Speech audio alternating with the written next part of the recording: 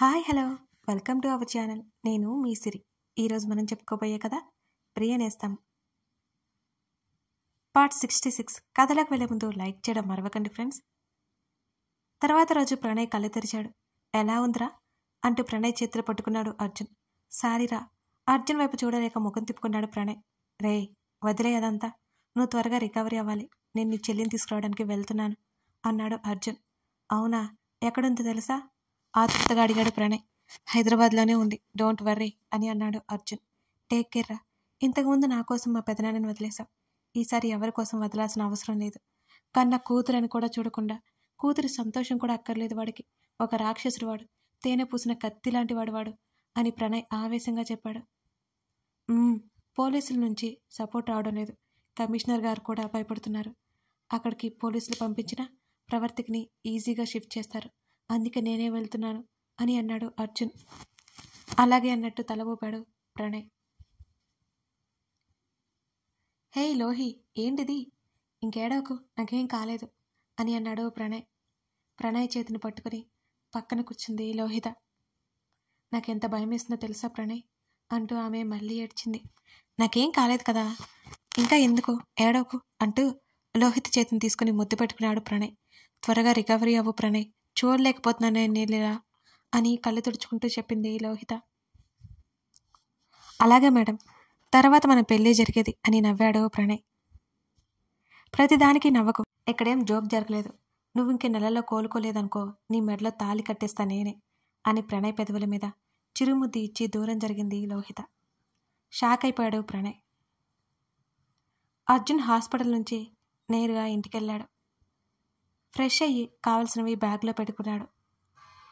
సాయంత్రం సమయంలో హైదరాబాద్ అవుట్స్కట్స్లో ఉన్న ఒక పెద్ద విల్లాస్ వైపు జీప్ పోనిచ్చాడు అర్జున్. అందులోకి మామూలు మనుషులు ఎంట్రీ ఇవ్వలేరు. జీప్ దూరంగా పార్క్ చేసి కృత్రిమ గడ్డం, మీసం, తలపాగా తదితరవన్నీ పెట్టుకుని ఆ విల్లాస్ ముందు ఉన్న టీ కొట్టు ముందు కూర్చున్నాడు అర్జున్. ఆ విల్లాని అబ్జర్వ్ చేశాడు. చుట్టూ 50 మంది వరకు సెక్యూరిటీ ఉంది. లోపల ఇంకా ఎక్కువ మంది ఉంటారని అతను అంచనా వేసాగాడు. ఆ టీ కొట్టు వాళ్ళతో ఆ మాట ఈ మాట కలిపి అందులోకి ఎలా వెళ్ళాలో అర్జున్ తెలుసుకోసాగాడు. తెల్లవారుజామున అందరికీ టీ ఇవ్వాలి అని వాళ్ళలో వాళ్ళు మాట్లాడుకుంటుంటే అతనికి అర్థమైంది. ఎలాగైనా లోపలికి వెళ్ళాలి అనుకున్నాడు అర్జున్. ఎవరు బాబు నువ్వు, రాత్రి నుంచి ఇక్కడే ఉన్నావు అని 12 గంటలకి టీ కొట్టు మూసేస్తూ అన్నాడు ఒక పెద్ద ఆయన. నాకు అమ్మా నాన్న లేరు తాత, పని కోసం చూసి అలసిపోయి ఇక్కడ కూర్చున్నాను అని దీనంగా మొహం పెట్టి చెప్పాడు అర్జున్. అయ్యో అవునా బాబు, ఎక్కడుంటావు నువ్వు అని అడిగాడు ఆ పెద్ద ఆయన అర్జున్ పక్కనే కూర్చొని. ఇల్లు ఆస్తులు ఏమి లేవు తాత, 3 రోజుల నుంచి పని కోసం వెతుకుతూనే ఉన్నాను, దొరకలేదు అని మామూలుగా మాట్లాడడానికి ప్రయత్నం చేశాడు అర్జున్. అర్జున్ ఎంత అమాయకంగా దీనంగా మాట్లాడినా అతని ముఖంలో ఆ కళ ఉట్టిపడుతోంది. పేదవాడంటే నమ్మకం కలగట్లేదు ఆ పెద్ద ఆయనకి. నా దగ్గర పనిచేసే పిల్లాడు కానీ పని మానేశాడు, నువ్వేమైనా చేస్తావా అని అర్జున్ మీద జాలు చూపించాడు ఆ పెద్ద ఆయన. తనకు ఉన్న దాంట్లోనే పని ఇస్తాను అంటున్నా ఆ పెద్ద ఆయన్ని మెచ్చుకోకుండా ఉండలేకపోయాడు అర్జున్. అలాగే తాత అని సంబరంగా చెప్పి నీ రుణం ఎలా తీర్చుకోవాలి అని మనసులో అనుకున్నాడు అర్జున్. సరే బాబు, రేపు ఉదయాన్నే 3 గంటలకి కొట్టు తెరుస్తాను, ఈ వెనుక వైపు మా ఇల్లు, కావాలంటే నువ్వు మేడ మీద పడుకోవచ్చు అని అన్నాడు ఆ పెద్ద ఆయన. అలాగే అని చిరునవ్వు నవ్వాడు అర్జున్. ఏవి అనుకోకు బాబు, పిల్లలున్నారు అని మొహమాటంగా చెప్పాడు ఆయన. నేనేమి అనుకోను తాత, నాకు ఆశ్రయం కల్పించినందుకు నీకు రుణపడి ఉంటాను ఆ పెద్ద ఆయన చేతులు పట్టుకుని మనస్ఫూర్తిగా అన్నాడు అర్జున్. నన్నంత సాయం ఏమి చేశాడో అర్థం కాలేదు ఆ పెద్దానికి. అయోమయంగా చూస్తున్న ఆయన చూసి తాత వెళ్దామా అని అడిగాడు అర్జున్. అలాగే అన్నట్టు తల ఊపాడు ఆ పెద్ద ఆయన. భోజనం చేసేసావా బాబు? నాకొద్దు తాత, ఆకలేదు అని ఎంత బ్రతిమాలినా తెల్లలేదు అర్జున్. చాప తీసుకుని టెర్రస్ మీదకి వెళ్ళాడు. ఆ విల్లా మొత్తం గమనించసాగాడు. ప్రహరీ లోపల కూడా 10 మంది సెక్యూరిటీ ఉంది. ఆ విల్లా ఎవరిదో ఏంటో డీటెయిల్స్ కనుక్కోవాలి అనుకున్నాడు. కమిషనర్కి కాల్ చేశాడు అర్జున్. ఆయన్ని అడిగి వాటి గురించి. అర్జున్, నువ్వు వాళ్ళ జోలికి వెళ్ళకు, వాళ్ళు ఎంతకైనా తెగిస్తారు అని హితబోధ చేశాడు కమిషనర్. సార్, ముందు వాళ్ళు ఎవరో చెప్పండి అని సీరియస్గా అన్నాడు అర్జున్. ఆకాష్ మిత్ర వెళ్ళాది. వాళ్ళు ఇక్కడ వాళ్ళు కాదు, కానీ అప్పుడప్పుడు ఇక్కడికి వస్తూ ఉంటారు. ఇక్కడ బిజినెస్ చూసుకుంటూ ఉంటారు.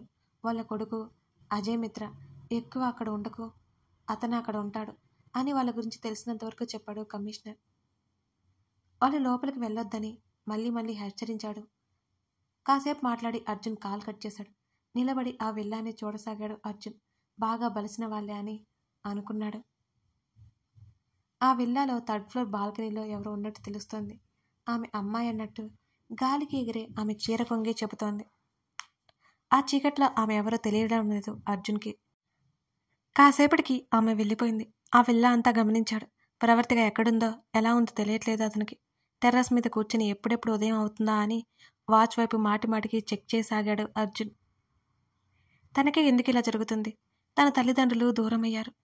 ప్రాణానికి ప్రాణంగా ప్రేమించిన రక్ష కూడా దూరమైంది. ఇప్పుడు కూడా తన ఊపిరి దూరమైంది.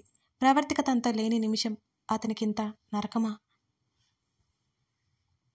పిట్టగోడికి ఆనుకుని కూర్చున్నాడు అర్జున్. అలాగే ప్రవర్తికత గడిపిన క్షణాలు అతని కళ్ళ ముందు మెదిలాయి. ఎంత బాధపడుతుందో అంచనా వేయసాగాడు అతను. అసలే ఆమె సెన్సిటివ్, అతనికి బాగా తెలుసు.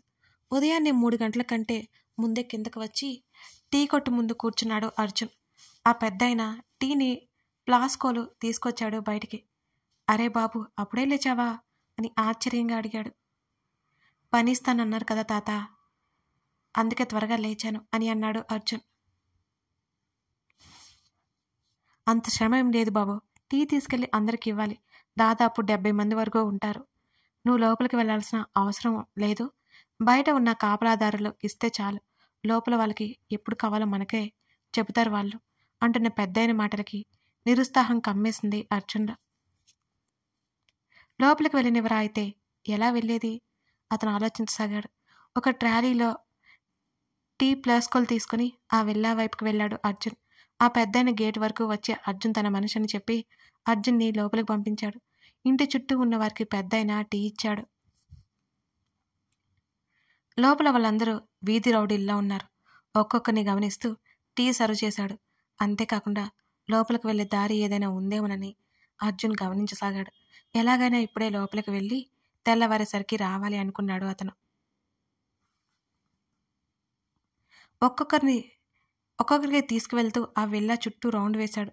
ఆ విల్లాకి లెఫ్ట్ సైడ్ చెట్టు ఉంది. అది ఎక్కితే నేరుగా విల్లాలో 2nd ఫ్లోర్కి వెళ్ళొచ్చు.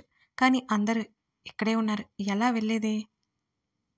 ఇంకెవరికైనా టీ కావాలా సార్ అని వాళ్ళలో ఒక అతన్ని అడిగాడు అర్జున్. వద్దొద్దు కానీ నాకు సాయం చేసి పెడతావా అని ఒక బక్క పలచగా ఉన్నతను అర్జున్ని అడిగాడు. ఏంటది అని అయోమయంగా చూశాడు అర్జున్. నువ్వు కంగారు పడుకో, నాకు చిన్న హెల్ప్ అంతే, బదులుగా నీకు డబ్బు కూడా ఇస్తాను అని అన్నాడు ఆ బక్క పలచని వ్యక్తి. అదేదో తనకి లాభం చేకూర్చేదని అనిపించి సరే అన్నట్టు తల ఊపాడు అర్జున్. నేను మా ఇంటికి వెళ్ళాలి, 2 రోజులు నా ప్లేస్లో ఉండి కాపలా కాస్తావా నువ్వు అంటున్న అతని మాటలకు అర్జున్కి పిచ్చ హ్యాపీగా అనిపించింది. బయటికి మాత్రం మౌనంగా ఉన్నాడు. చాలా ఆశ్చర్యం నటిస్తూ చూశాడు. నా భార్య పిల్లల్ని చూసి 10 రోజులవుతుంది. వెళ్ళాలి అంటే వీళ్ళకి 1 రోజుల పాటు పనికి ఒప్పుకున్నాను. అడిగితే చచ్చినా పంపివ్వరు. ఇంటికి వెళ్ళాలి, మనసు లాగుతుంది. 2 రోజులు ఉన్నావంటే అంటూ గాలో లెక్కలు వేసి 4,000 ఇస్తాను నీకు అన్నాడు ఆ బక్కపలచని వ్యక్తి. సరే అంటే అనుమానం వస్తుందని ఆలోచిస్తున్నట్టు ముఖం పెట్టాడు అర్జున్. నువ్వు ఆ ముసలాయన మనవడివే కదా, ఆ ముసలాయనతో నేను మాట్లాడతాను. కావాలంటే 5,000 ఇస్తాను. నా పెళ్ళాన్ని చూసి చాలా రోజులైంది. ఈ రోజు కనుక ఇంటికి రాకపోతే అది పుట్టింటికి వెళ్ళిపోతానని బెదిరిస్తోంది. నువ్వు ఒప్పుకుంటే 5,000 ఇస్తాను, ఒప్పుకోకపోతే నా సంగతి తెలియదు అని బెదిరింపులోకి దిగాడు ఆ బక్కపలచని వ్యక్తి. సార్ అన్నాడు అర్జున్ భయంగా. అర్జున్ భుజం చుట్టూ చేతులు వేసి,